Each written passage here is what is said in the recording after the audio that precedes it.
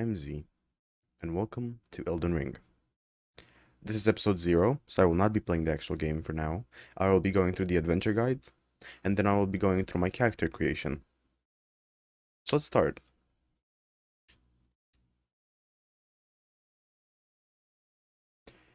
The Elden Ring Adventure Guide. It happened an age ago, but when I recall it, I see it true.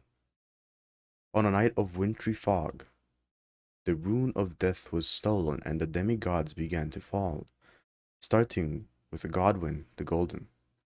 Queen Marika was driven to the brink. The shattering ensued, a war that wrought only darkness. The Elden Ring was broken, but by whom and why? What could the demigods ever hope to win by warring? The conqueror of the stars, General Radhan, and the blade of Miquella, Melina the Severed. These two were the mightiest to remain, and locked horns in combat. But there would be no victor. And so, we inhabit a fractured world, awaiting the arrival of the Elden Lord. Unless, of course, thou should stake the crown? Do not know how to read shouldst. The land between.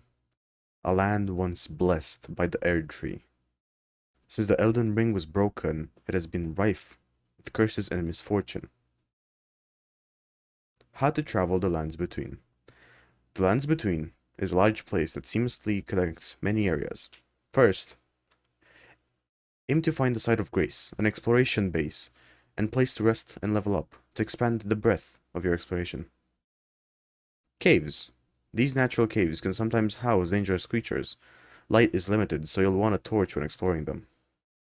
Underground crypts. Crypts built by persons unknown. Some have traps to ward off intruders. Also, beware of enemies pretending to be stone statues. Legacy. Giant dungeons built in complicated vertical patterns. Rich adventure and powerful enemies await. Mine. Shafts dug by miners. Many of them go deep and have multiple layers. The ore is alluring, but don't get in the miner's way. Guide for travelers of the lands between. Basic knowledge for surviving the many threats of the lands between. Sites of grace. Bases that give comfort and guidance to the Tarnished that exist in each land. Sites of grace can be found where light gathers. Sites of grace. Light that... Oh, it's the same thing, the same name? Okay. Light that guides the Tarnished to the path they should take. When you are unsure of where to go, follow the guidance. Spectral Steed. The Spectral Steed, Torrent, inherited from Melina, is very maneuverable, and mounted combat is possible, very helpful when exploring large fields. Map. Review sites of grace and dungeons you discovered. You can mark points of interest with pillars of light. Expanding the map. Obtain map fragments from stillets you find along the road. Getting these fragments adds details to your map. Scarabs. Defeat a scarlet or blue. Defeat a scarlet or blue scarab to recover some of your uses of flasks of the corresponding color. Some scarabs also give you precious items. Stakes of Marika. Statues of Queen Marika. If you die near a stake of Marika, you can choose to be revived there. Bird's Eye Telescope. A telescope that lets you view the surrounding area from a high vantage point. Hugh. A blacksmith bound by chains. He forges weapons for the Tarnished. Melina. The maiden who guides the Tarnished, and a girl who offers trades to the player. She can turn rune fragments into strength for the player. Summoning pools. Idols where cooperative and competitive summon signs gather. Imp statues. Sealed statues. The seal can be broken with the right key. Kale. A traveling merchant who makes a living off selling items to the Tarnished. Purchase his crafting kit to create items yourself. Suggested item crafting. With a crafting kit, you can combine materials you know to make items at any time. Item crafting may open some paths. Gold pickled foul fruit. Temporarily boosts rune acquisition. Feral calling finger remedy. Reveals cooperative and competitive summon signs. Staunching bustles. Relieves impending hemorrhage. Fire Grease. Coat's weapon, inflicting fire damage. Roa Raisin. On horseback, feed the Spectre steed to restore HP. Bone Dart. Throw at enemy to inflict damage. Fire Pot. Throw at enemies to inflict fire damage. Pickled Turtleneck. Temporarily boosts stamina recovery. Featherbone Arrow. Thin, whittled animal bone with feather fetchlings. Rainbow Stone. Shines with colored light when placed, serving as a guide. Limgrave Area Guide.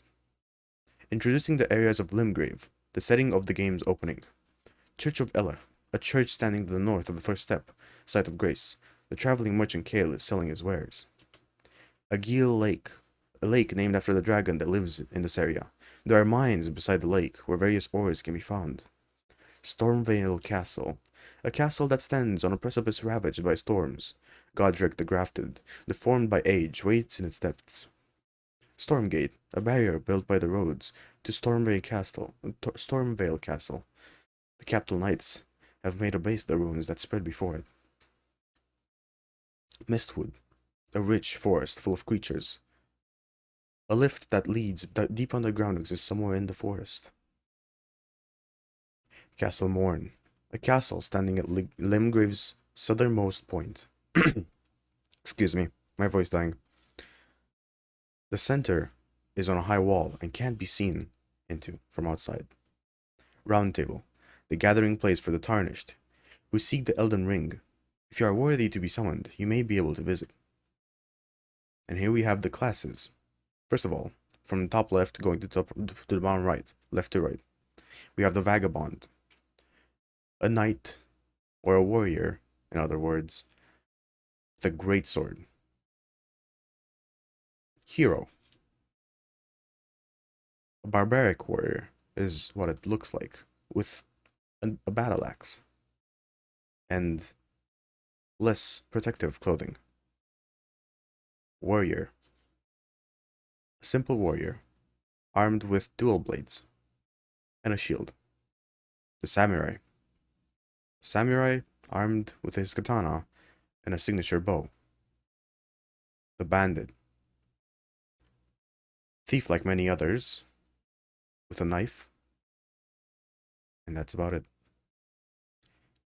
Confessor, a knight who has devoted himself to learning conjurings, so that he may aid himself in battle and others. Prisoner, a lost prisoner, who knows nothing more than a thief does. The astrologer, a person devoted to their craft of finding out the mystical truths of the world. The prophet, who prophesies with their conjurings, but are not great warriors. And the rich, who are stripped of everything, and have only one club. And that is the end of the guide. This here is a map, I think, of maybe all the game, or maybe just the main zone. I'm not sure, since I have not played the game yet. But anyways, it looks quite big. So, let's close this and get into the actual character creation. Here we are, in the main menu of Elden Ring.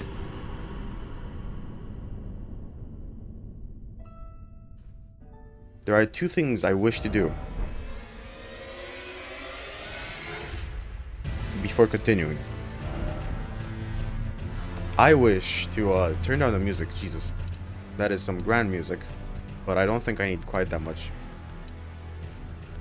There we go. It's better, right? It's better. And besides that, I'm looking to disable online play. Because I feel with the recent Dark Souls 3 problems, Elden Ring might have some similar network issues, and I'm hoping that nothing gets stolen from me, so I'm gonna just play it offline for now and keep it safe until I know for sure that I'm 100% safe to play this game online. But anyways, let's get into the game. I'm gonna turn this up for YouTube, because it's really dark on YouTube. I'm gonna make it a 10. Camera speed, everything here seems fine.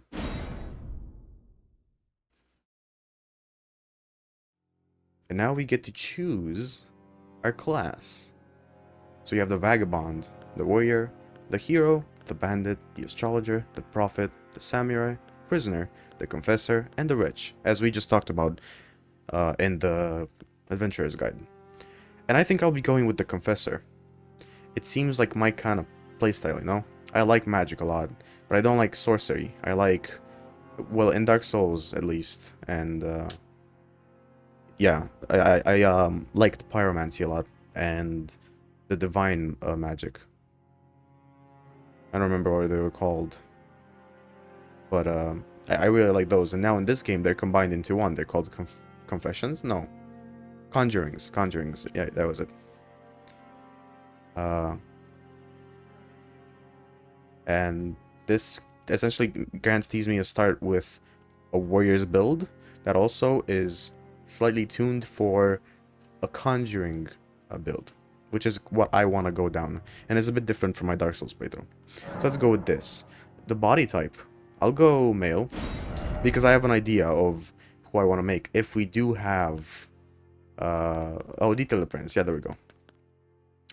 Keepsake, let's see here. A medallion inlaid with crimson amber increases maximum HP. So that's basically the life ring, alright. Lands Between rune. The gold of grace shining in the eyes of the people of the lands between. Used to gain many runes, so that's just a soul. Alright, golden seed. A golden seed washed ashore from the lands between, said to reinforce sacred flasks. Reinforce them? Huh, does that mean I get another flask use? That might be what that means. Fanged Imp Ashes. These ashes of small, diminutive golems, ashes are said to hold spirits within them. Cracked pot. These 3 strange cracked pots that somehow mend themselves. A container for certain thrown items. Alright. Stone sword key. The 2 key shaped like swords breaks the seal on imp statues, but can only be used once. So I get some imp statue unlock things. Alright. 5 sacred branches charged with a killing power, said to originate from the demigod Michaela. 5 pieces of boiled prawn boost physical damage negation. And Shabiriri's, whoa, the crazed likeness of a noble whose eyes have been gouged out. Attracts enemy aggression. Alright. So, there's 3 of them here that I would consider. Well, Fanged Imp Ashes also is pretty nice. I would kind of consider that, but let's not go with that. Golden Seed is the first one. The Stone Sword Key, or the Crimson Amber Medallion. But I think, honestly, I'll go with the Golden Seed. More flasks usually means better, right? That's how it works. Well, not quite, but that's usually how you want to go down, right? But what if we just start with the ring? That's like the basic answer, right? But the Fanged Imp Ashes are also pretty cool. Because I know what they do. I've seen trailers. I know you can get others, but are these worth it? Maybe, maybe not. Let's go with the... let's go with the basic. Just the life ring. The Crimson Amber Medallion. Age, we're gonna make him mature. Body type. We have... well, I don't see much difference.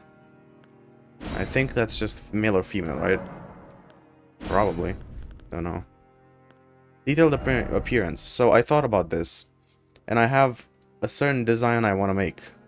It's the main character of Sucker for Love. If you've seen the game, or if you've played it, then you'd know who I'm talking about. But anyways, the young voice, let's see here. Probably the first one. Skin color. Well, he's a bit more bright and pink. There we go. That's about right. Alter face. Face template. Bone structure. That's actually very like the guy from... It's very, very similar. Form emphasis. What is this? No, no, we're not doing that. Parent age. Don't see much of a difference, to be honest. Leave it there. Facial aesthetic.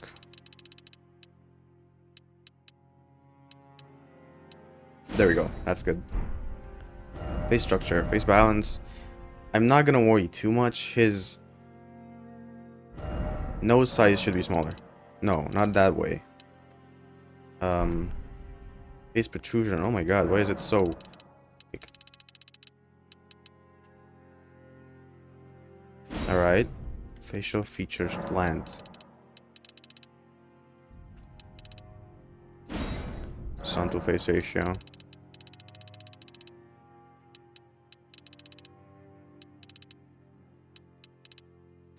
Like that? Sorta. Let's see here.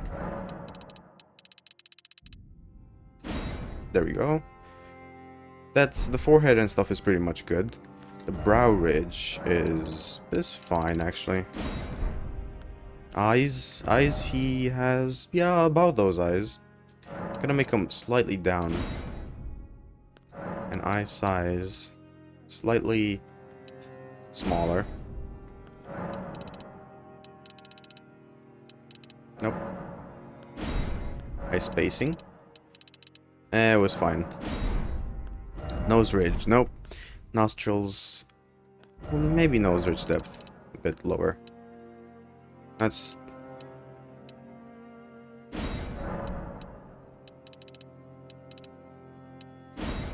Nose position.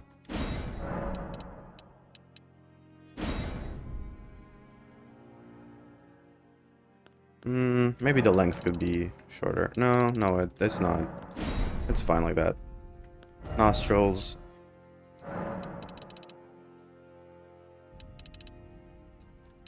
That's fine. I'm gonna leave it as is. The nose. Cheeks. Cheeks seem fine to me. Don't really seem like they have to change anything. Lips. Nope. Big smooching lips. Mouth. No. Chin? Maybe. You could do it slightly more in the front. Well, no, that's not exactly the chin tip position.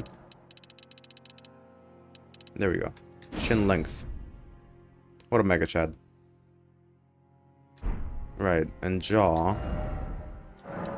We're gonna make the jaw protrusion larger. No, not quite that much. It's already a bit too much. But the width, I want to get the width down a bit. There we go.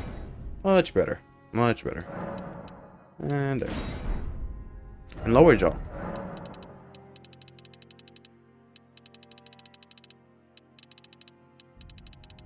Don't actually see much of a change. Oh, it's... Yeah, it doesn't really matter. It's good as is that. Hair. Alright, let's see here. If they have a hair similar to his hairstyle. It's not quite it. Is this it? No. Maybe could work. We could call that similar. And now they're already devolved into something else. Alright, so I think the most similar one is either this or this. I'm gonna go with this. I don't know, it just seems like him. It emanates his energy. Hair color. It's slightly darker, I would say. Maybe around here. Come on. No. Actually, yeah, this. This is kind of his hair color. Luster. Do we want luster? A bit, actually. It does shine a bit in the game. Root darkness. I actually can't see a difference. I guess we'll leave it as is for now. White hairs. None. None. He's a beautiful boy. Eyebrows. They're good. Facial hair. Well, we have to remove the beard. There we go. Eyelashes. That's fine. Pretty Skin features, it's fine. Cosmetic, tattoo, everything's fine. Everything is fine. Alright, so this is technically what I'm thinking of. Head, you know, you could have it slightly larger, but so about the chest. There we go. Yeah, that's better. And then the abdomen, slightly lower. You know, get that unique physique. Arms, make the arms, about here. Not too manly. It's manly enough. Legs we could actually go with smaller. There we go. Body hair. He doesn't actually have any. So, you know. Musculature. Muscular. He's a muscular boy. Right? Well, he's not actually much different from the standard, I'd say. No, he's not much different than the standard. Okay, well, that's fine then. Save to favorites. We're gonna save it here. And we're gonna enter the name. There goes Zreddery. And this is where I leave off this episode. Because this is just episode 0. And the first episode will include the rest of the stuff that we have to do here. So, if you enjoyed it, leave it a like. Have an awesome rest of the day. And this time around, I will not see you tomorrow. I'll see you in the next episode.